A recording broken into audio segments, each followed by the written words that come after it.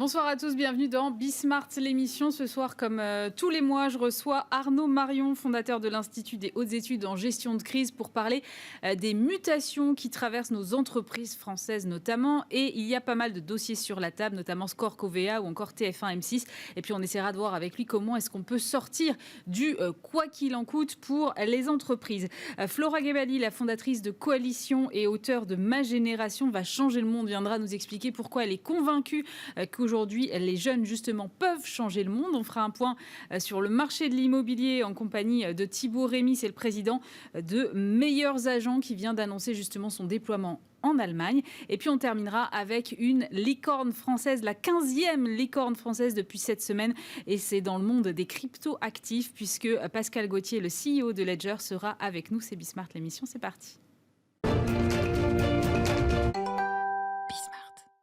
Et on commence avec notre rendez-vous mensuel avec Arnaud Marion. Bonjour. Bonjour Aurélie. Vous êtes fondateur de l'Institut des hautes études en gestion de crise. Arnaud, on va encore une fois analyser les crises, les mutations de nos entreprises. Et c'est vrai qu'elles sont très nombreuses en ce moment. Alors l'actu du jour d'abord, c'est la clôture du dossier entre Score et Covéa. Il y avait donc un accord qui a été trouvé hier à la surprise un peu générale. Covéa, on le sait, avait voulu reprendre Score il y a 3 ans. Ça avait dégénéré en bataille judiciaire. Là, finalement, un accord trouvé visiblement hier. Est-ce que ça veut dire que, alors pour ceux qui ne connaissent pas, on est dans le domaine de l'assurance et de la réassurance. Est-ce que ça veut dire que Denis Kessler, le patron de Score, finalement, a gagné sur toute la ligne ? Pas sur toute la ligne, mais il a gagné vraiment les grosses étapes. En tout cas, sur toute la ligne de ce conflit. Il faut rappeler que Thierry Derez était administrateur à titre personnel. C'est le patron de Covéa. Le patron de Covéa, le DG de Covéa, et il a profité de ces informations pour essayer de lancer un raid, alors certes à un prix très élevé, on va en reparler sur l'action, à 43 €, sur l'action Score, qui en vaut à peu près 27 aujourd'hui. Et son idée, c'était quand même de reprendre et de devenir le grand patron de tout ça, dans un métier éminemment technique, ce qui n'est pas le cas de Covéa, qui est plus dans le domaine des mutuelles. Et donc, Denis Kessler vient de gagner cette manche parce que Denis Kessler a déposé une plainte pénale qui doit être audiencée dans les semaines qui viennent d'ailleurs, et contre Thierry Derez, contre Covéa, contre les banquiers d'affaires. Ça a été d'une violence extrême, surtout qu'on sait que Denis Kessler, c'est quand même quelqu'un aussi de l'establishment, c'est quand même une des grandes personnalités du capitalisme français, un ancien vice-président du MEDEF. Et Thierry Derez, il a répliqué au début de l'année en disant moi aussi je porte plainte pour abus de biens sociaux et manipulation de cours. Le PNF a saisi l'AMF. Et là, l'AMF a complètement désavoué Thierry Derez, qui avait donc perdu la partie. Donc, sur ce plan-là, c'est une grande victoire pour moi de Denis Kessler. En toile de fond, alors ce qui est quand même drôle et ce qu'il faut dire, c'est que quand on se parle toujours une semaine avant ensemble pour se dire de quoi on va parler, même le lundi, etc. Moi, j'ai tiré des dessous de l'actualité en disant c'est bizarre, le changement de gouvernance de Score n'a pas eu finalement un grand retentissement, alors que pour moi, il était fondamental. Et pourquoi ce changement de gouvernance, il est fondamental selon vous ? Parce que, en fait, Denis Kessler fait partie de ces patrons un peu acharnés qui n'ont pas voulu dissocier la fonction de président et de DG. Alors, je pense qu'on en a parlé à peu près à chaque émission. À chaque fois, il y a toujours un exemple. Voilà, il y a toujours un exemple. Alors, bien évidemment, le problème de ces personnes emblématiques, c'est souvent leur succession. Et du coup, un peu forcé, notamment sous la pression du fonds activiste Siam, mais qui détient quasiment rien. Vous savez, c'est l'activisme à l'ancienne, un peu à la Weiser-Pratt, qui détient un petit % du capital et qui veut faire pression, donc ça marche plus vraiment, ça c'est complètement fini. Bon, il a dû quand même essayer de montrer des gages et il a été un petit peu tiré, on lui a un peu tiré les oreilles au niveau des organes de gouvernance de l'assurance. Et du coup, il y a eu Augustin de Romanet qui a été mandaté en tant qu'administrateur référent avec le comité des nominations, et ils ont recruté l'ancien directeur de cabinet de Édouard Philippe, Ribado-Dumas. Et là, c'est quand même assez intéressant, c'est que finalement, coup de théâtre, il y a à peu près 2 semaines ou 3 semaines, et tout d'un coup, Denis Kessler envoie balader tout ça en disant ah ben non, le candidat pressenti n'est pas adoubé par l'organe de contrôle, la CPR, mais moi j'ai un candidat interne qui est en fait un bébé Score et un bébé Kessler, Laurent Rousseau, qui est là, qui est disponible, qui a 43 ans et qui va prendre la direction générale. Et je fais un step back de mon rôle de DG. Donc il coupe l'herbe sous le pied de tout le monde, finalement. Et là, il gagne la partie de la gouvernance, parce que qu'est-ce qu'on peut lui reprocher? Plus rien. Et il dit, c'est pour des raisons personnelles, on ne les connaît pas, et c'est exécutable tout de suite à l'AG du 30 juin. Donc en fait, il fait chuter la contestation, et dans le même temps, on a cet épisode quand même avec l'AMF qui prend position finalement contre Thierry Derez ou en faveur de Denis Kessler, c'est-à-dire qu'il n'y a pas eu du tout de malversation. Et pour moi, mais c'est mon analyse, c'est un désaveu complet de ce qu'a fait Augustin de Romanet et le comité des nominations. Ils ont été trouver une personne qui n'avait strictement aucune compétence dans le domaine de la réassurance, qui est certainement un des domaines les plus techniques qui existent. Donc on ne peut plus faire ça aujourd'hui, en fait. Il faut qu'il y ait davantage de compétences avant de mettre les pieds dans un domaine aussi technique. Oui, je crois qu'en fait, ce qui comptait, c'était pas le pantouflage de quelqu'un, fût-il un directeur de cabinet extrêmement brillant d'ailleurs, c'est certainement pas contre lui, mais ce qui comptait, c'était une compétence technique et de comprendre ce métier, et c'est même l'organe de contrôle qui a agi dans ce sens. Après, moi, mon interrogation, vous savez, en France, on négocie pas le pénal, hein, on n'est pas aux États-Unis. Donc il y a quand même une action pénale en cours. On imagine qu'à la suite de la transaction d'hier, hein, qui a été orchestrée par Jean-Claude Seyss, le président notamment de Covéa, président, hein, donc qui est au-dessus de Thierry Derez, et puis un administrateur de Score, qui sont deux grands spécialistes de l'assurance. Donc on voit qu'il y a eu une espèce de paix des braves, et que l'organe de contrôle, la CPR, était là au milieu pour adouber tout ça. Donc, je ne sais pas, je pense que le parquet s'en arrangera. Il y aura certainement un retrait de plaintes et autres. Et n'oublions pas, pourquoi il gagne Denis Kessler là-dessus, c'est que Thierry Derez, enfin Covéa, va payer 20 millions d'euros qui correspondait à la condamnation au tribunal de commerce, déjà prononcée par le tribunal de commerce contre Covéa. Mais quand même, reste la question de... Parce que là, ça donne quand même l'impression que Denis Kessler a gagné sur toute la ligne. Mais... Reste quand même la question du cours boursier, qui est quand même 40% en dessous ce qu'avait avancé Covéa. Exactement. Et peut-être qu'on peut expliquer que ce step back de la direction générale, c'est pour ouvrir certainement une nouvelle page chez Score. Rappelons quand même, on proposait 43 euros, ça veut dire à peu près 8 milliards de valorisation. Ouais. Elle en vaut 27, c'est à peu près 5 milliards de valorisation. Donc finalement, dedans, ceux qui sont lésés, ce sont quand même les actionnaires. Hein. Et dans l'accord d'hier, d'ailleurs, Covéa s'engage à donner une option d'achat de ses propres actions à 28 euros. Donc pas un cours très très élevé. C'est donc un départ de Covéa à la main de Score. Maintenant, tout reste à faire pour le nouveau DG, c'est-à-dire construire une stratégie, se remettre aussi de l'épisode Covid, notamment aux États-Unis, qui a coûté cher, notamment sur cette partie du monde, et pouvoir recréer de la valeur. Parce que l'échec, en tout cas par rapport à cette stratégie, c'est peut-être... Ils ont peut-être barré la route à des gens.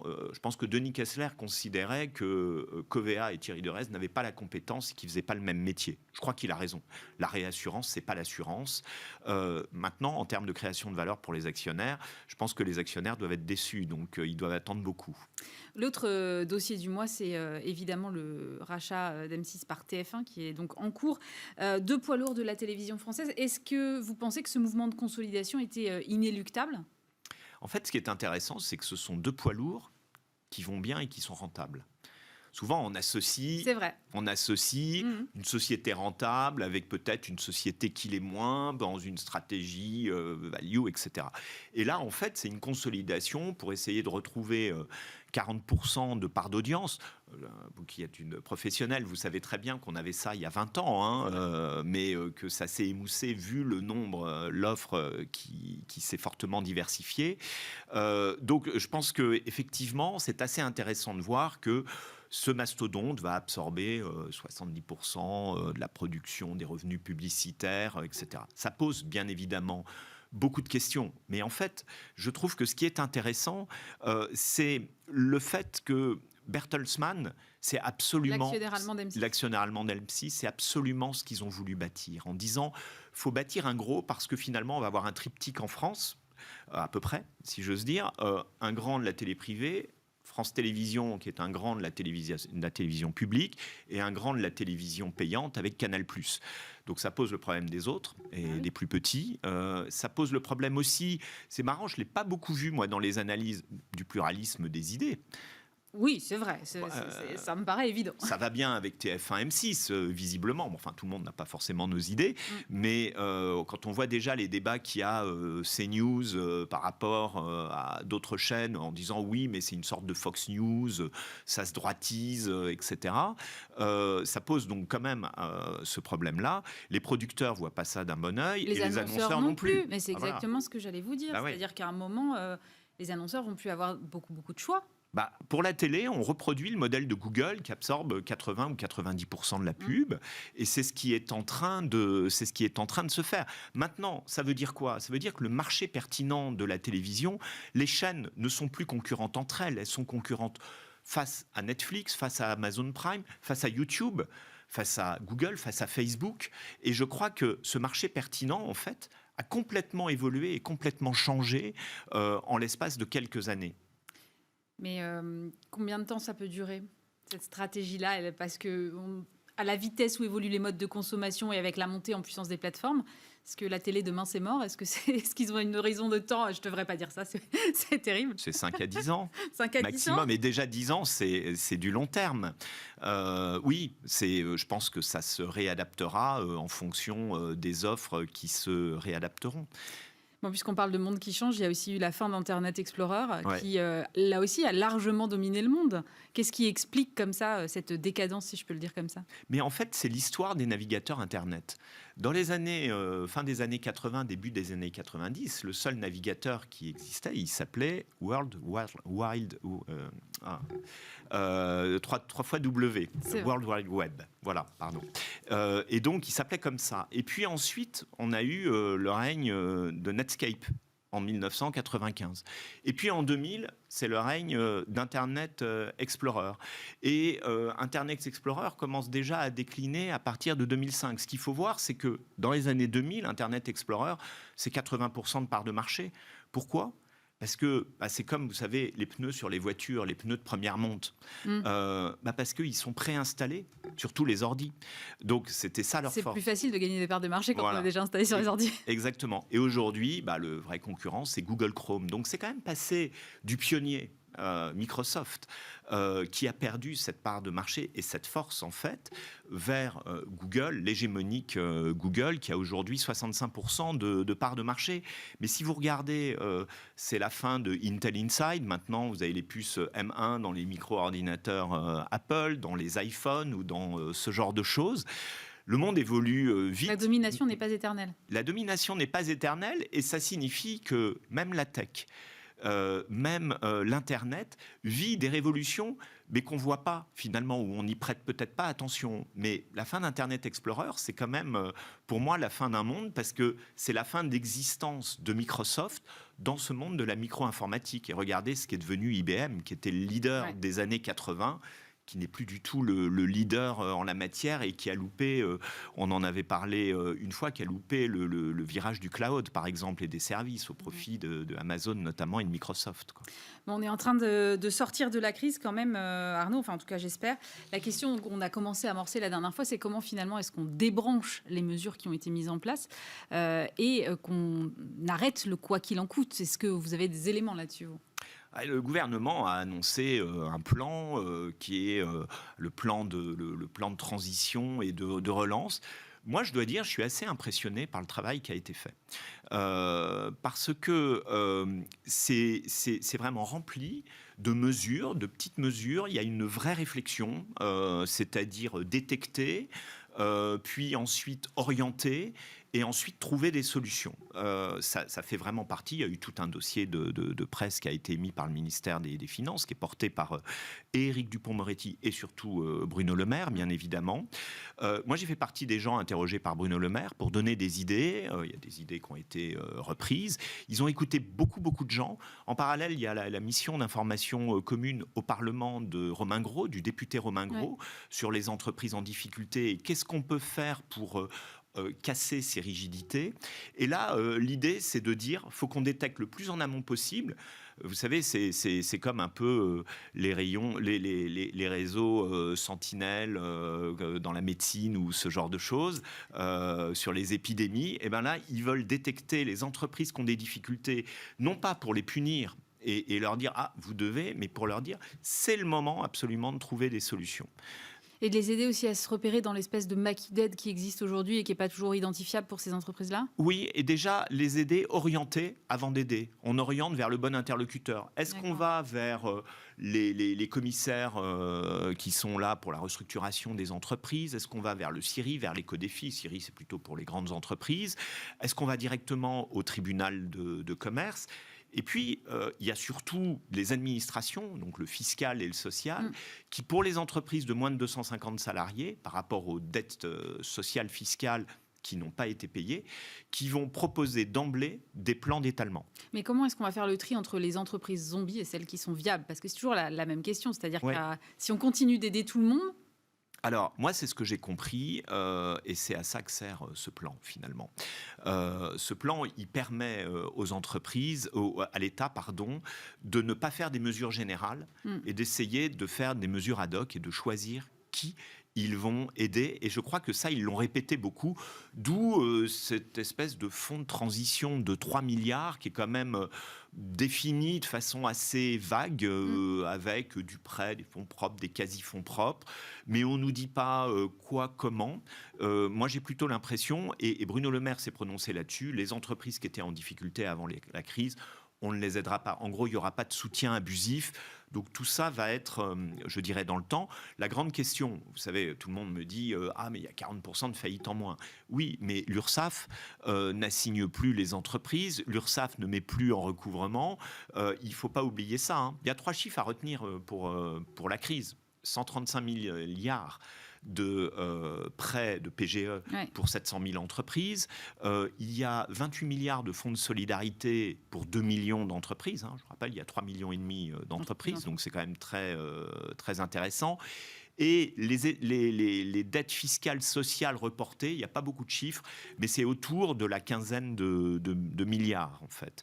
Finalement, ce n'est pas tant que ça. Et l'augmentation de l'endettement, on en avait parlé sur un de ces plateaux. Si vous voulez, ça a pris 200... Il n'y a que 17 milliards d'écart sur les 200 milliards d'augmentation, car la trésorerie a quasiment augmenté à due concurrence. Bon, alors justement, pour ceux qui ne seraient pas encore sortis de la crise, vous sortez aux éditions Erol un livre qui s'appelle « 21 semaines pour se relever de la crise, construire la feuille de route de son entreprise ». Quels sont les conseils que vous donnez à Arnaud ? Écoutez, comme je vous l'ai mis dans ma dédicace, chère Aurélie... Je ne l'ai pas encore regardé. Voilà, vous ne l'avez pas encore regardé. Pour moi, c'est la meilleure assurance vie pour l'entreprise, en fait.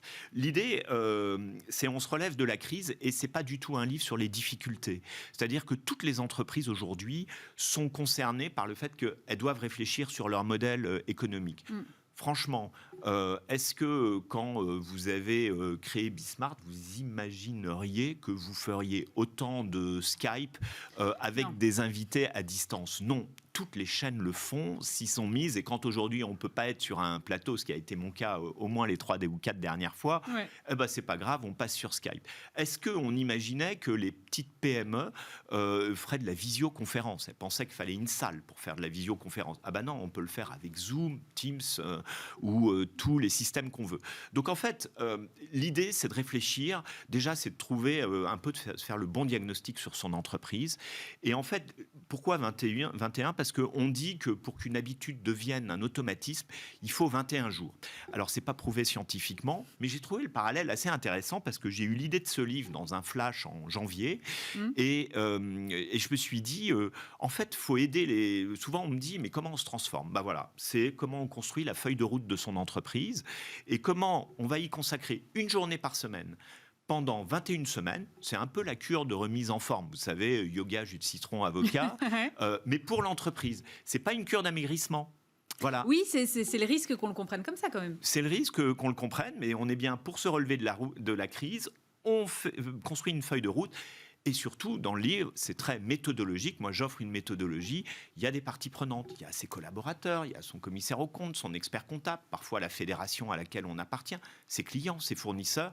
Il faut essayer de comprendre ce qui se passe et quel est le regard des autres.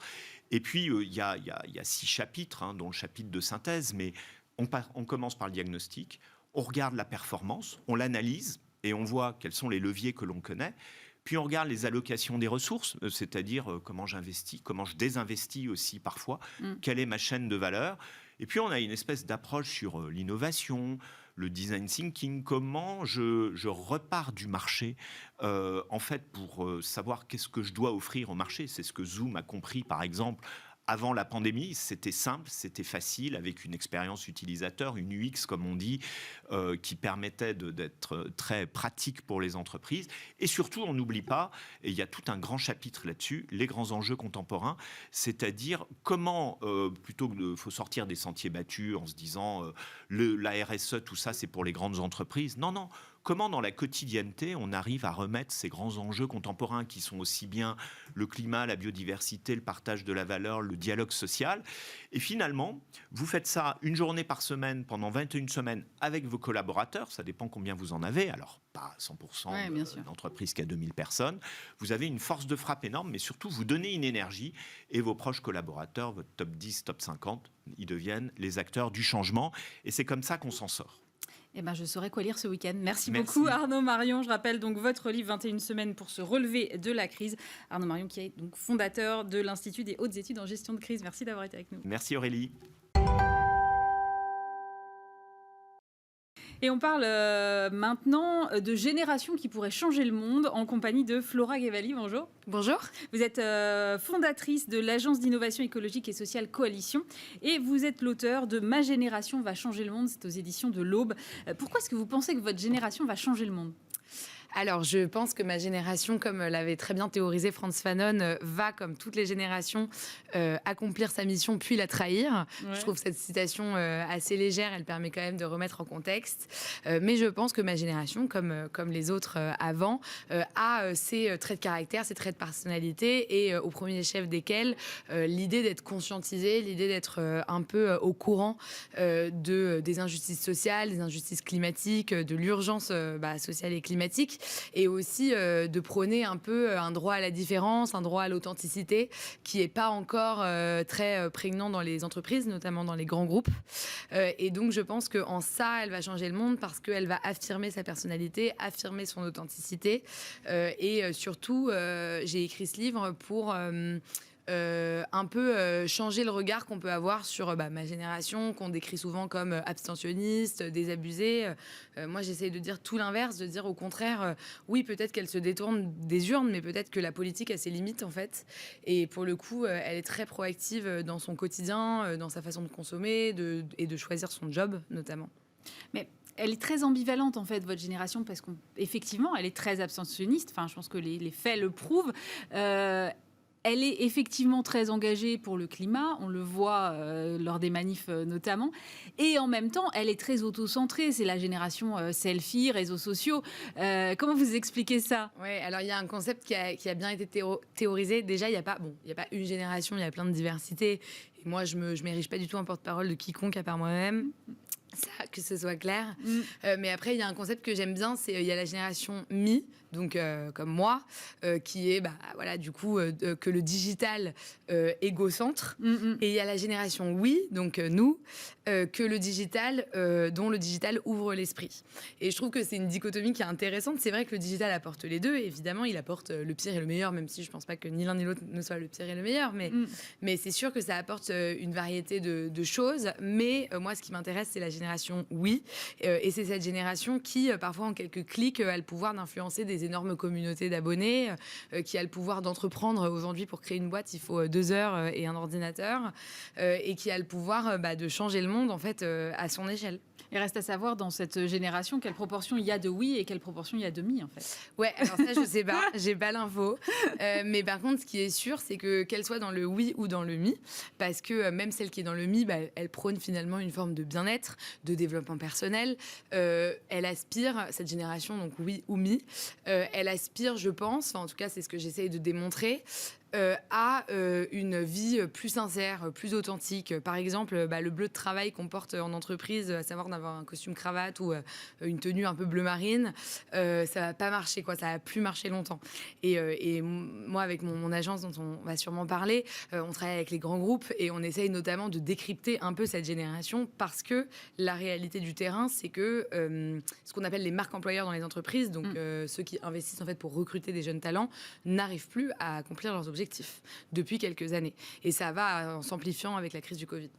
Mais pourquoi, selon vous, ils n'arrivent plus à remplir leurs objectifs? Parce qu'effectivement, on voit bien que cette génération-là, elle a du mal à rentrer dans les codes des entreprises actuelles. Est-ce que c'est aux entreprises de s'adapter ou c'est à votre génération de faire un peu l'effort? Non, alors...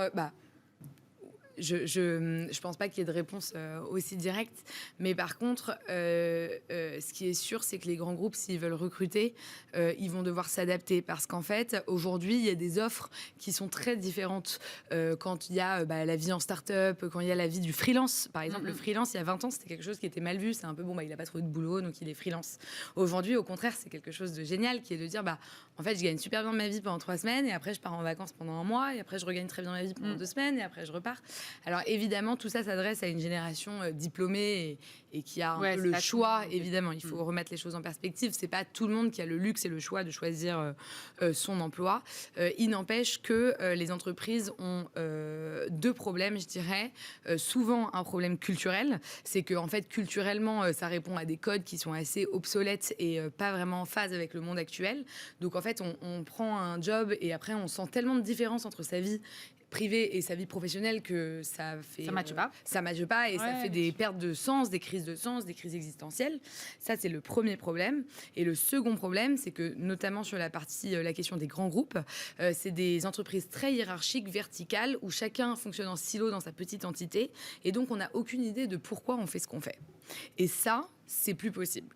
De pas comprendre le sens global de son action et de l'action collective de son entreprise, évidemment que tout seul, on n'a pas les clés pour tout faire, mais de pas comprendre le sens global, c'est quelque chose qui crée des ruptures avec les jeunes générations, mais même en fait avec tous les salariés. C'est juste qu'il y en a qui n'ont pas encore réussi à le conscientiser et à changer de vie. La raison d'être, les entreprises à mission, tout ça, ça peut changer le regard des jeunes sur les grandes entreprises notamment? Alors la raison d'être, c'est une très bonne chose parce que déjà pour une raison juridique, c'est que donc ça a été voté avec la loi Pacte qui est passée en 2017 et c'était la première fois qu'on définissait très clairement l'entreprise et le rôle de l'entreprise dans le code civil. Donc je pense que déjà c'est un grand progrès de savoir de quoi on parle quand on parle d'une entreprise et notamment d'une entreprise à mission, donc une entreprise qui a défini sa raison d'être et qui a fait tout ce travail-là. Après, attention, parce que quand un COMEX affiche une raison d'être mais que dans l'entreprise il y a 100 000 salariés qui ne sont pas au courant, attention, on parle maintenant de raison d'être washing, de mission washing. Comme on a pu parler de greenwashing. En fait, tout ça, pas besoin de mettre des termes anglais sur tous les mots et tous les concepts, mais ce qui est vrai, c'est que le sens, il se retrouve dans le quotidien et il se retrouve pas sur des grands affichages. J'avais vu un témoignage qui m'avait beaucoup plu. C'était une personne d'une trentaine d'années qui arrivait dans une nouvelle entreprise et on lui mettait sur son bureau à son arrivée un petit écriteau avec les valeurs de l'entreprise affichées en gros. Donc 3 grandes valeurs, créativité, innovation, talent, je sais pas ce que c'était. Et donc, il garde ça sur son bureau parce qu'on lui a posé là, donc ça reste là. Et en fait, au bout de 6 mois, il dit, mais tous les jours, on me les mettait devant les yeux. Et donc, c'était encore plus insupportable. C'était tellement pas aligné que c'était encore plus insupportable que si on me les avait pas affichés frontalement. Donc, c'est ça que je veux dire. C'est que, en fait, les grandes entreprises qui font des grands discours, ça n'a que l'effet inverse comme conséquence. Ça n'a que comme effet de faire monter la défiance des consommateurs, des collaborateurs, de la société de manière générale et même des médias, des parties prenantes de l'entreprise. Mais néanmoins, il y a quand même beaucoup de grandes entreprises qui sont sincères et qui font tout à fait les démarches et dont la transformation est réelle. Il y a des patrons sincères qui se font virer parfois. Vous parlez d'Emmanuel Faber. Ouais, par exemple. Mais il y a quelques patrons sincères qui se font virer. Il y a quelques patrons qui ont une part d'eux qui est sincère, mais qui ont d'autres objectifs de gouvernance auxquels ils doivent répondre. Évidemment que dans toutes les entreprises, il y a des gens bien, formidables. Et nous, on nous demande souvent avec Coalition, c'est qui nos clients, à qui on s'adresse. Et on dit, alors, c'est pas forcément un poste, c'est pas que des DRH, des directeurs RSE, des DIRCOM, des directeurs affaires publiques ou des CEO. C'est plutôt ce qu'on appelle les introvateurs. Donc, les introvateurs, c'est un concept un peu... le mot est un peu fumeux, ça vient de la Harvard Business Review, il est un peu compliqué à comprendre. Mais le concept d'introvateur, c'est très simple. C'est quelqu'un qui a deux compétences fondamentales. La première, c'est d'avoir une conscience écologique et sociale forte. C'est de se dire vraiment, il y a un problème et je vais le résoudre. Et la deuxième, c'est d'avoir une espèce de leadership un peu inné, une espèce de talent à embarquer les autres. Donc, c'est pas forcément un décideur dans l'entreprise, pas forcément le big boss, mais c'est quelqu'un qui sait se dire, attendez, ce que je vois autour de moi, c'est pas bien. Il y a un truc qui va pas. Il faut que j'avance sur un sujet de société, un sujet écologique, un sujet de gouvernance. Est-ce que vous pensez que finalement la place des entreprises aujourd'hui, c'est de prendre la place des politiques et que c'est à elles de changer le monde ? Je pense qu'on doit tous ensemble se mettre à la tâche, donc les politiques aussi, et notamment les élus locaux qui ont un rôle vraiment d'accompagnement très terrain que je trouve hyper intéressant. Mais oui, moi, pour mon expérience personnelle, je viens de la politique. Et en fait, vous avez travaillé avec François Hollande, c'est ça ? J'ai travaillé à l'Élysée pendant 2 ans, puis dans une fondation qui s'appelle La France s'engage et qui mettait en lien des grands groupes et des innovations écologiques et sociales pour permettre des financements de ces innovations. Et c'est vrai que quand j'ai découvert le monde de la grande entreprise via cette fondation où j'ai eu la chance de travailler avec plusieurs acteurs du CAC 40 à des niveaux de CEO directement, je voyais vraiment carrément les CEO des meilleurs, des plus grands groupes du CAC venir siéger au conseil d'administration, par exemple. Quand j'ai découvert ça, Vous avez perdu le fil. J'ai perdu le fil. Vous étiez en train de me raconter. Ouais, j'étais en train de repenser à ces moments où j'animais des conseils d'administration de CEO et c'était impressionnant. Ma question était, est-ce que les entreprises doivent remplacer les politiques ? Et vous me disiez que tout le monde devait s'y mettre. Quand j'ai rencontré ces fameux CEO, je me suis rendu compte que dans la grande entreprise, non seulement il y avait du pouvoir, mais aussi il y avait de l'argent. Et aussi, il y avait de l'agilité. Et dans l'État, c'est pas toujours le cas. Et donc, je me suis dit, c'est formidable, en fait. Ces gens-là, ils ont envie. Et au-delà de l'envie, ils comprennent qu'ils ont intérêt à le faire. Parce que moi, je veux pas convaincre les gens par supplément d'âme à s'engager sur des enjeux écologiques et sociaux. J'ai envie de les convaincre pour des raisons stratégiques, pour des raisons de développement business, mais pas que. Et ils se rendaient bien compte qu'ils avaient cet intérêt, cette envie, cette agilité, ce pouvoir, cet argent. Et en fait, moi, en tout cas, mon expérience personnelle m'a montré que j'ai réussi parfois beaucoup plus avec des patrons qu'avec des organes publics, politiques. Et aujourd'hui, les jeunes qui créent leur entreprise, ils prennent déjà en fait en compte tous ces enjeux-là. Elles sont un peu RSE by design, nos startups aujourd'hui. Alors, pas toutes. En grande. Si on regarde le Next 40, ils sont pas du tout RSE by design, ils sont même hyper profit, hyper croissance, Startup Nation by design. Hyper profit n'est pas forcément incompatible avec la RSE. L'hyper profit, non. Mais en fait, il faut comprendre où est la valeur, où sont les valeurs. Où est la valeur avec un V majuscule. Et c'est pas seulement, dans mon livre, je développe un concept de soft profit, qui est en fait, bien sûr, il y a le profit, donc vraiment l'argent. Et autour de ça, il y a tout un tas de choses dans une entreprise. Il y a l'idée de faire vivre un collectif, il y a l'idée d'apporter de l'empowerment à des catégories de population, il y a l'idée de procurer des services, des outils, il y a plein d'autres concepts et plein d'autres idées que l'argent au sens strict. Donc moi, je suis pas anticapitaliste et je pense pas que la RSE soit incompatible avec le profit. Par contre, je pense que l'hypercroissance, l'hyperprofit et les capitaux très ouverts à plein d'investisseurs très assoiffés de ça est pas forcément toujours compatible. Et il faut regarder quand même quelque chose, c'est que les performances écologiques ne vont pas sans les performances sociales et de gouvernance. Et en fait, dans le CAC 40, il y a une femme patronne et dans le Next 40, il y a aussi une femme patronne. Donc, c'est sur ce plan-là où on est bien d'accord, il faut que ça progresse. Voilà. Donc certaines startups sont RSE by design et je vais dire, c'est vraiment un enjeu de gouvernance. Quand elles ont encore les mains libres et le pouvoir sur leurs entreprises, oui. Nous, on a des boîtes qui viennent nous voir et qui me disent, voilà, j'ai fait tant de chiffre d'affaires, c'est vraiment génial, je vais bientôt revendre, mais moi, je ne serais pas fière si je revends juste un objet financier. Je serais fière si je revends une contribution au monde. Donc ça, oui. Après, quand il y a de l'hypercroissance un peu internationale, un peu ouverture de capital moins. Je voyais un baromètre intéressant qui a été publié par le MoveJ cette semaine. 42% des étudiants et des lycéens professionnels envisagent de créer une entreprise. Parmi eux, 70% pensent sauter le pas avant 30 ans. Et pour 79% d'entre eux, la création d'entreprise est un moyen efficace pour les jeunes de changer l'économie. Vous êtes d'accord avec ça ? Moi, c'est le choix que j'ai fait personnellement, donc je suis forcément d'accord. Et ensuite, je pense que oui, c'est un moyen de changer l'économie et c'est un moyen de choisir sa vie. Et ça, typiquement, dans les soft profits dont on parlait, c'est fondamental. C'est de se dire, est-ce que j'ai envie de travailler tous les jours ? Est-ce que j'ai envie de travailler un peu quand je veux ?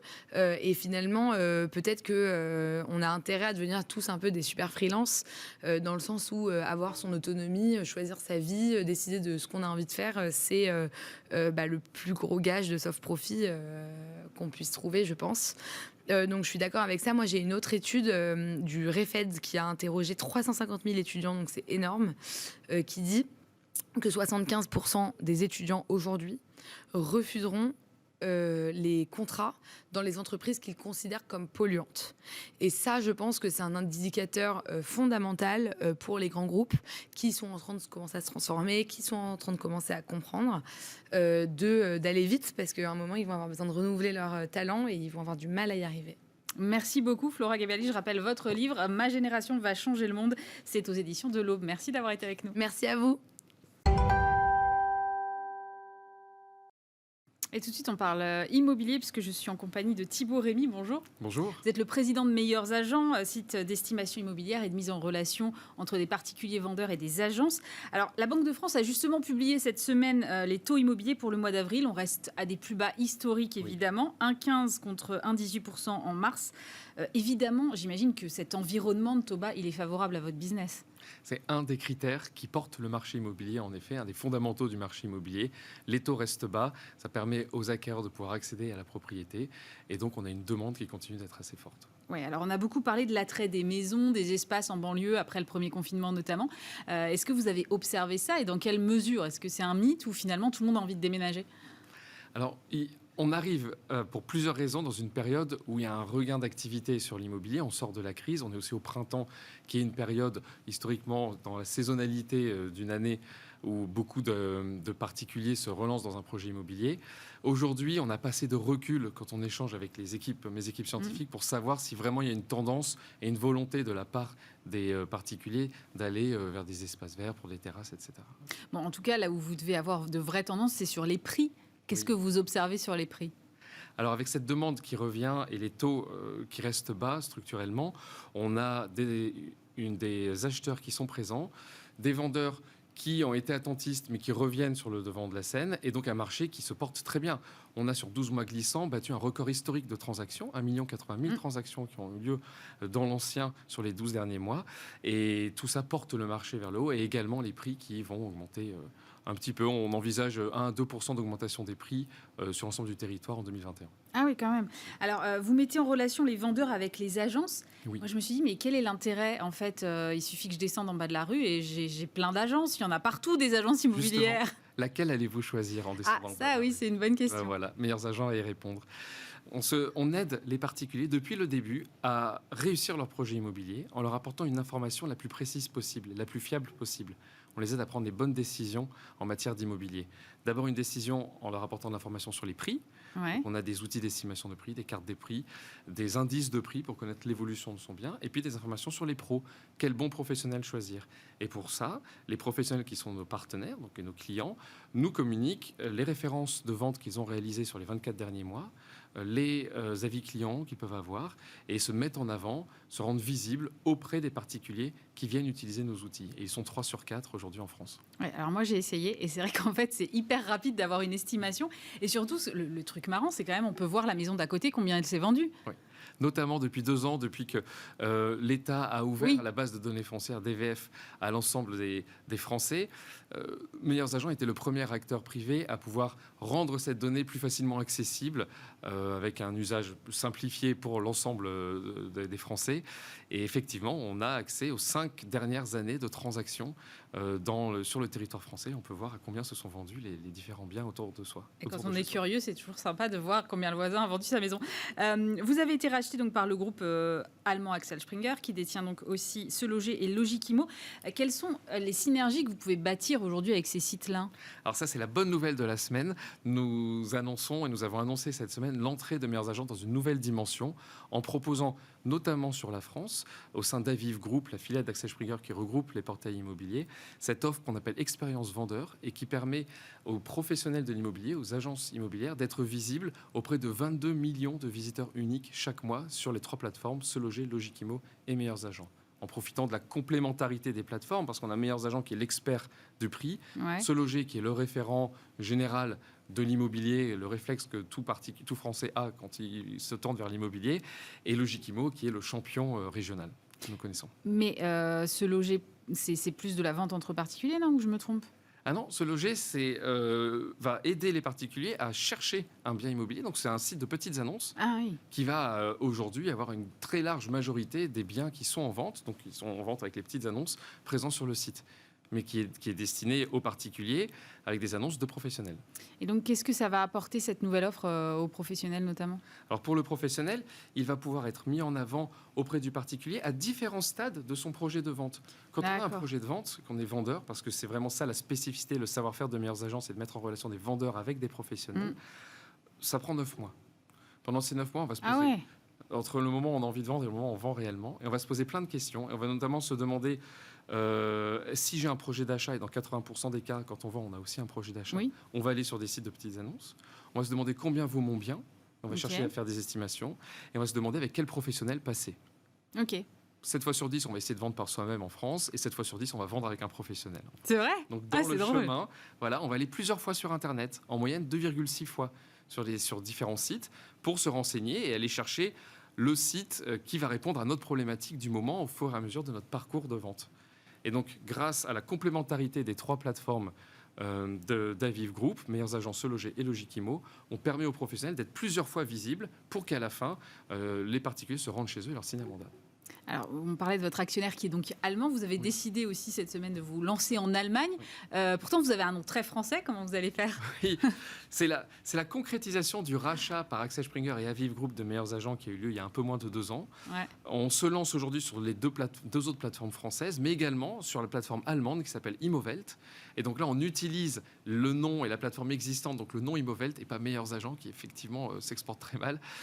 Mais c'est vraiment notre savoir-faire en matière de data science immobilière, 13 années d'investissement dans de la science pour pouvoir utiliser de la donnée, mettre de la science et en sortir une information fiable qui est accessible très rapidement quand vous en avez fait l'expérience. Et on a proposé ces mêmes outils, donc des outils d'estimation, des cartes de prix, des indices de prix sur la plateforme Immowelt. C'était accessible depuis maintenant 15 jours. Et vous avez l'intention d'aller dans d'autres pays alors, du coup? Nous allons aller dans tous les pays où se situe le groupe Aviv. Le prochain pays sera la Belgique, probablement en septembre prochain. Et comment a été la croissance de votre activité là, pendant ces derniers mois? Parce qu'on sait que ça a été compliqué avec notamment les agences fermées. Ça a impacté à un moment votre business, j'imagine? Ça l'a impacté au tout début, dès le premier confinement. Tout le monde s'est dit, OK, est-ce que le marché va se tendre? Est-ce qu'il va y avoir une baisse du marché? Mais ça n'a pas duré longtemps. Au bout de 3 mois, et dès le mois de juin dernier, d'où d'ailleurs ces 12 mois glissants de record historique de transactions, la dynamique du marché est revenue, l'immobilier est resté une valeur refuge, et donc les transactions immobilières ont pu reprendre, ce qui a permis à Meilleurs Agents de connaître aussi une activité en très belle croissance. On a fait 30% l'année dernière, on devrait faire 35% de croissance cette année. Merci beaucoup Thibaut Rémy, je rappelle que vous êtes le président de Meilleurs Agents. Merci d'avoir été avec nous. Et on termine cette émission avec Pascal Gauthier. Bonjour. Bonjour. Vous êtes le CEO de Ledger. Ledger, 15e licorne française. Donc depuis votre tour de table bouclé cette semaine, 380 millions de dollars. Ça vous valorise à plus d'1,5 milliard de dollars. Mais finalement, en fait, tout ça, c'est qu'une petite étape parce que j'ai lu que vous aviez dit que vous visiez une valo de 100 milliards. Oui, c'est ça. En fait, ce qu'on dit, c'est pas par fanfaronnade, c'est simplement qu'on pense que les crypto-monnaies, les crypto-actifs, on pense que c'est une lame de fond, en fait. C'est une grande révolution technologique un peu comme l'Internet à son époque, hein, où en 2000, certains disaient que nos vies allaient devenir digitales. C'était un petit peu difficile de le croire à l'époque. Et puis en 2021, pouf, toutes nos vies sont digitales. Et de la même manière, on pense que la valeur du monde va passer sur des blockchains. Et dans 10 ans ou dans 20 ans, on se rendra compte que toute la valeur est devenue un token. Et à ce moment-là, tous ces tokens sont protégés vous allez sur nous Ledger. embarquer très loin si vous parlez déjà des tokens. Les tokens, c'est des jetons, c'est ça? Oui, les jetons, des jetons digitaux comme un bitcoin. Toute la valeur va devenir comme un bitcoin, que ce soit bitcoin et ou autre token. Et tous ces bitcoins et tokens auront besoin d'être sécurisés, d'être utilisés. Et pour ça, on aura besoin d'avoir un ledger. Donc vous êtes leader dans le stockage de crypto-monnaies, genre de portefeuille électronique. Mais pourquoi est-ce que c'est nécessaire d'avoir un portefeuille électronique pour stocker des monnaies numériques ou des crypto-actifs? Parce que moi, je pensais naïvement sans doute que tout était sécurisé avec la blockchain, que de toute façon, ma monnaie numérique, si j'en possède, elle est stockée dans le cloud ou je ne sais pas où, mais en tout cas virtuellement, et que donc, je n'ai pas besoin d'avoir un objet physique. Oui, bien sûr. Mais vous avez besoin quand même d'y accéder. Donc tout ce que vous venez de dire est partiellement vrai. C'est-à-dire qu'effectivement, vos bitcoins sont dans la blockchain. Ouais. Mais vous avez besoin d'un moyen d'accéder à cette blockchain. D'accord. C'est un peu comme de dire, aujourd'hui, vous avez un portefeuille, vous avez de l'euro dans votre portefeuille, mais votre portefeuille ne contrôle pas la Banque Centrale Européenne qui émet l'euro. Oui, jusque-là, je vous suis. Et donc, c'est un peu la même manière. Donc, ce qu'il faut retenir simplement, c'est que votre portefeuille Ledger, c'est le portefeuille dans lequel il va y avoir donc vos clés privées, vos secrets qui prouvent que vous êtes le détenteur d'un bitcoin. Et on va dire c'est un petit peu comme une clé qui ouvrirait une porte vers la blockchain et qui vous permet ensuite de faire vos transactions. Mais moi, j'ai vu une espèce de clé USB, ou je ne sais pas comment vous l'appelez vous, qui s'appelle, je crois, Ledger Nano S. Oui. Qui permet de stocker ces clés de façon sécurisée. Mais ça veut dire que vous êtes sur du hardware ou vous êtes sur de la techno? Eh bien, en fait, le hardware, c'est de la techno. Et de toute façon, on est sur du hardware et du software. Ce qu'Apple a fait avec votre téléphone, c'est-à-dire tout d'un coup, avant, on avait des téléphones qui étaient nuls et tout d'un coup, on a eu un iPhone. Ouais. Nous, on est en train de le faire avec votre portefeuille. C'est-à-dire le portefeuille va devenir digital et votre portefeuille, il sert à faire deux choses. En tout cas, le portefeuille Ledger va servir à faire deux choses. Il sert à faire la conservation en toute sécurité et ensuite le transactionnel aussi en toute sécurité. Voilà. C'est à ça que ça sert. Et aujourd'hui, vous avez une expérience qui est que vous avez cette petite clé USB dans une main et le software de Ledger sur votre téléphone ou sur votre ordinateur. D'accord. La sécurité et les clés privées sont dans la clé USB qu'on appelle un hardware wallet, un portefeuille en dur. Voilà. Et tandis que tout le transactionnel, vous le faites depuis votre ordinateur et depuis votre téléphone. Okay. Mais vos clés privées, ce qui est très important à protéger, ne quittent jamais la sécurité de votre hardware wallet. Et ce qu'il y a dans votre hardware wallet, c'est simplement une carte à puce, comme ce qu'il y a sur votre carte bleue. Ouais. C'est une technologie française, c'est du hardware sécurisé, et c'est du hardware sécurisé qui a été fait à l'origine pour protéger des secrets. Sur votre carte bancaire, ça protège les secrets de votre banque. Okay. Voilà. Et sur le Nano S, Nano X, ça protège donc vos secrets parce que vos bitcoins sont à vous. Et grâce à notre produit, vous pouvez posséder vos crypto-monnaies et ou vos crypto-actifs. Et vous pouvez aussi donc les utiliser et les transacter via Ledger Live, qui est notre plateforme software que vous avez sur votre ordinateur ou sur votre téléphone. Mais ça veut dire que concrètement, vous ne stockez pas les monnaies numériques, quelles qu'elles soient, sur votre clé USB. C'est vraiment le moyen d'y accéder que vous stockez. Exactement, oui. En fait, vous savez, un bitcoin, ça n'existe pas vraiment. On essaie toujours de se représenter un bitcoin comme étant quelque chose de physique. On voit une pièce avec un gros B en général, mais ça ne veut rien dire. Non, le bitcoin, la Bitcoin blockchain ou le protocole Bitcoin, c'est un livre de compte, en anglais un ledger, en fait, sur lequel l'ensemble des transactions sont répertoriées. Et pour avoir accès à votre Bitcoin qui se trouve dans la blockchain, vous avez une clé privée pour prouver que vous êtes le propriétaire. On peut dire que, par extension, cette clé privée est la représentation de votre Bitcoin, mais en fait, en vérité, vous ne possédez qu'une clé privée cryptographique qui vous permet de prouver la propriété. Et si je perds la clé? Eh bien, il ne faut pas. Si vous perdez la clé, comme vous êtes vous-même détenteur de vos fonds, si vous perdez la clé d'accès à la blockchain, vous avez tout perdu. D'accord ? Mais sur nos systèmes, en fait, il y a un backup. Il y a deux choses.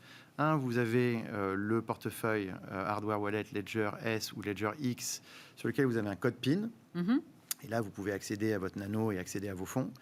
Si vous perdez le code PIN, vous l'oubliez, vous avez encore un mot de passe maître qui est une succession de 24 mots qui vous permet de régénérer un Ledger Nano et de régénérer un code PIN. D'accord. Si vous perdez les deux, c'est fini. D'accord. Voilà. Faut pas perdre les deux en même temps, quoi. Ça, c'est sûr. Et si on n'utilise pas votre techno pour stocker ces clés cryptées, c'est quoi le risque? C'est de se les faire pirater en ligne? Ouais, en fait, bon, déjà, si on n'utilise pas un nano, qu'est-ce qu'on peut utiliser? On peut utiliser soit une banque, Coinbase. Ouais. Voilà. Et donc là, on ne possède pas ces clés privées. On a confié les clés privées à Coinbase, qui les gère pour nous. Et on utilise Coinbase vraiment comme on utilise une banque. Voilà. Alors ça, nous, de notre point de vue, c'est peut-être un peu moins intéressant. En tout cas, c'est pas vraiment la promesse de la technologie, parce que si on avait inventé le Bitcoin pour refaire des banques, bon, je veux dire, finalement, à quoi ça sert, quoi. Ouais. Donc nous, on pense que c'est pas le modèle du futur et que c'est à la fin, une fois que les gens ont compris comment Bitcoin marchait, on comprend que l'intérêt de Bitcoin et l'intérêt des crypto-monnaies et ou des crypto-actifs en règle générale, c'est la possession. Voilà. Et ensuite, si on n'utilise pas un hardware wallet et qu'on veut avoir ses clés soi-même, on peut aussi utiliser un software wallet, c'est-à-dire une application qu'on va mettre sur son téléphone. Ouais, d'accord. Alors, certains vont dire c'est un peu plus facile d'utilisation parce qu'il n'y a pas l'obligation d'avoir le wallet d'un côté Ledger plus votre téléphone. Mais par contre, c'est beaucoup, beaucoup moins sécurisé. Et donc là, en fait, vous êtes à risque de perdre vos clés privées parce que les téléphones et les ordinateurs n'ont pas été faits pour protéger ce type de secret. Et donc, il suffit d'avoir un malware sur son ordinateur, et des malwares sur les ordinateurs, on en a plein, pour perdre les clés privées en un instant. Justement, vous parlez de sécurisation. Vous-même, vous avez été victime de vol d'adresse email de vos utilisateurs. Est-ce que vous avez changé des choses depuis? Parce que j'imagine que quand on travaille dans ce domaine, on fait très attention à la sécurité. Quelle a été votre réaction? Ouais, en fait, on a fait beaucoup de choses. Alors, on l'a beaucoup documenté, en fait. Ouais. C'est-à-dire que quand ça nous est arrivé, on a communiqué le plus vite possible sur ce qu'on savait. Et puis, il est arrivé différentes choses. Je ne vais pas refaire toute l'histoire parce qu'on en a parlé vraiment beaucoup et puis c'est long. Mais on a communiqué tout de suite et ensuite, on a mis beaucoup de choses en place. On a mis beaucoup de choses en place sur la conservation des données. C'est-à-dire qu'on les conserve presque plus, ou en tout cas, on essaie d'avoir une politique où on les conserve le moins possible. Parce qu'en plus, c'est des données dont on n'a pas besoin. Enfin, je veux dire, une fois qu'on vous a envoyé votre produit, on s'en fiche complètement de savoir où vous habitez, c'est pas vraiment notre problème et on n'utilise plus jamais, nous, cette donnée. C'était juste un problème de stockage par rapport au fisc, aux douanes, etc., qui demandent à ce que les entreprises gardent ce type d'informations pendant longtemps, pendant 10 ans, pour pouvoir prouver certaines choses aux autorités compétentes. On cherche aussi ceux qui ont fait ça, parce qu'on est victime aussi dans cette affaire, ouais, et ça sera pas. On fera en sorte que les gens qui ont fait ça soient punis. Et pour faire tout ça, en fait, on a beaucoup renforcé nos équipes de sécurité. On a embauché quelqu'un qui s'appelle Matt Johnson, qui est un ancien de Visa, un ancien d'Ingenico, qui est un ancien policier de la police australienne. Donc on a pris les plus durs, et qui est en train de construire une grande équipe autour de lui pour continuellement améliorer la sécurité de Ledger. La sécurité, de toute façon, c'est un jeu de chat et de souris. C'est-à-dire, plus vous êtes gros et plus vous êtes important dans un écosystème et plus vous protégez de la valeur, plus forcément vous attirez vers vous les voleurs. C'est un peu normal. Et par contre, donc, nous, ce qu'on fait, c'est qu'on investit de plus en plus pour augmenter la barrière de sécurité et protéger le mieux possible nos consommateurs. Et dans le jeu de chat et de souris, on va essayer d'être le chat. Justement, vous parlez d'être gros. Et effectivement, aujourd'hui, combien est-ce que, en pourcentage de gens qui utilisent les crypto-monnaies, combien est-ce que vous en sécurisez aujourd'hui, actuellement? Oui, bien sûr, c'est un pourcentage de valeur que c'est intéressant. Il y a des millions d'utilisateurs. On a vendu 3 millions de clés. Il y a des millions d'utilisateurs qui utilisent Ledger Live tous les mois. Et il y a surtout 15% des crypto-monnaies qu'on estime sont stockées sur nos services, que ce soit côté consommateur ou côté entreprise. Et ça, c'est la meilleure preuve que la sécurité Ledger aujourd'hui est la meilleure au monde. Ça a dû vous porter, j'imagine, l'envolée du Bitcoin qu'on a vu au cours des derniers mois. Bon, il y a eu des phases un peu descendantes, mais ouais, bien globalement... Sûr. Vous savez, les marchés, c'est toujours la même chose. On vend plus de glace en été qu'en hiver. Certes. Et pour nous, c'est un peu pareil. C'est sûr, quand le marché se porte bien, on se porte tout de suite mieux. Et quand le marché va moins bien, c'est un petit peu moins bien. Néanmoins, ce que Ledger a fait sur les années qui étaient un peu plus dures, donc c'est-à-dire 2018, 2019, début 2020, c'est qu'on a beaucoup investi pour être prêt le jour où ça allait remonter. Le jour où ça allait remonter. Parce que le problème d'un marché qui monte, c'est que c'est aussi très dur à contrôler. C'est pas si facile que ça, finalement, la super croissance. Et il faut savoir la maîtriser. En 2017, on avait fait de la super croissance. Je me rappelle penser à l'époque que je comprenais rien du tout à ce qui se passait. On vendait beaucoup de choses, on faisait beaucoup de revenus, mais c'était pas toujours évident de savoir ce qui se passait. Et moi, je n'aimais pas trop ça parce que j'aime bien être en contrôle.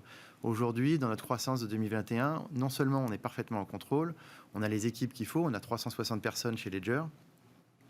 Et en plus de ça, on a diversifié nos sources de revenus. C'est-à-dire qu'on vend nos hardware wallets, qui est une source de revenus principale pour l'entreprise.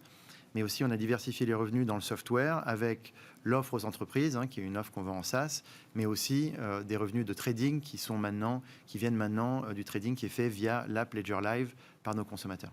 Est-ce qu'à un moment, vous vous dites que vos revenus sont capés parce que les monnaies numériques sont en quantité limitée ? Ah non, on pense que nos revenus sont complètement décapés sur les prochaines années parce que ce qui se passe là, c'est cette évolution technologique qui permet d'échanger de la valeur via des technologies type blockchain. Or, nous, on ne s'arrête pas aux crypto-monnaies, on va largement au-delà. Il y a des crypto-monnaies, on a entendu parler dernièrement des NFT. Absolument. Alors, beaucoup de gens trouvent que les NFT, c'est très conceptuel, mais en fait, c'est très naturel, les NFT. Ce qui n'est pas naturel, c'est ce qui s'est passé juste avant. C'est-à-dire qu'aujourd'hui, nos vies digitales, on ne les possède pas. Tout appartient à Google, à Apple, etc. Même l'exemple type, c'est dans les années 80, on possédait sa musique, on avait des CD, des aujourd'hui, on la possède plus. On la possède plus, on paye des abonnements. Bon, grâce aux technologies blockchain, on peut du coup posséder un actif digital. C'est hyper intéressant. Et donc, il y a pas mal de choses qu'on va pouvoir reposséder, mais pour les posséder, il faudra les protéger, pouvoir les utiliser facilement, et pour ça, vous aurez besoin d'un ledger. On parle beaucoup de l'arrivée prochaine des monnaies numériques issues des banques centrales. Est-ce qu'à un moment, ce sont les banques traditionnelles qui vont venir vous concurrencer parce que si tout le monde a demain des euros numériques, nos portefeuilles numériques seront peut-être demain fournis par nos banques ? J'espère que non, parce que sinon, ça va vraiment être de la mauvaise technologie. Et puis... Ça, je vous laisse l'assumer. Ouais, je l'assume complètement. Non, pas du tout. En fait, je pense que pour nous, c'est ce qu'on appelle les actifs, les crypto-actifs, justement. Même les monnaies gouvernementales type crypto-dollar, crypto-euro, crypto-yuan sont des monnaies que vous pourrez gérer via votre ledger. Donc, on ne pense pas du tout que ça va être deux mondes qui vont être éloignés l'un de l'autre. Au contraire, le fait que demain, un crypto-euro se crée, ça va rendre les échanges entre le crypto-euro et les crypto-monnaies très faciles. Et d'ailleurs, aujourd'hui, on voit que dans les marchés de trading en dehors de l'Europe, c'est le crypto-dollar en fait qui sert vraiment aux traders ou aux entreprises qui souhaitent échanger de la valeur en bitcoin et autres crypto-monnaies à passer de bitcoin à dollar, repasser de dollar à Ethereum, etc. Ouais.